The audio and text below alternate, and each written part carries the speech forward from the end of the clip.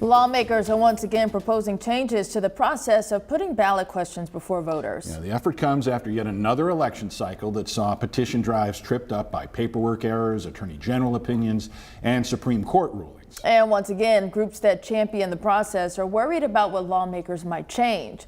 THV 11's Rebecca Brown explains why.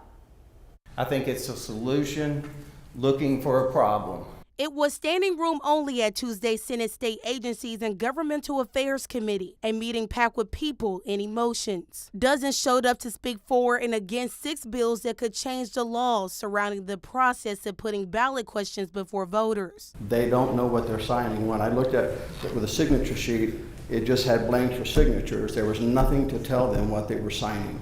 These bills intend to intimidate voters, create unnecessary hurdles. Republican State Senator Kim Hammer introduced Senate Bills 207 through 212. If passed, the bills would require any person signing a petition to read ballot title in the presence of a canvasser. They would also require canvassers to request a photo ID before getting a signature, as well as disclose to people that petition fraud is a Class A misdemeanor. We also want to make sure that every step of the process is absent of anything that may intimidate or prohibit citizens or mislead or misinform citizens by gathering a signature under a false pretense.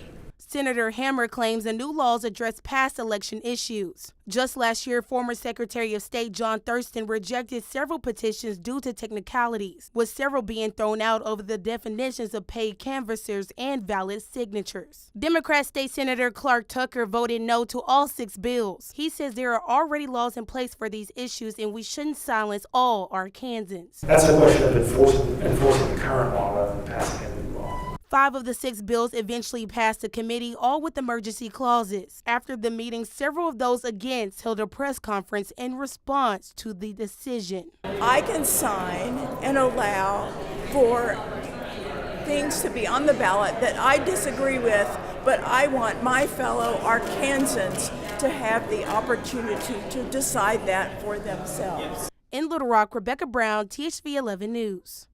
Rebecca, thank you. The one bill that failed today, it tried to create something called the Document Validity Division within the Secretary of State's office. 2 other bills dealing with ballot questions passed in the House yesterday. Both are co-sponsored by Senator Hammer, but haven't been sent to a Senate committee yet.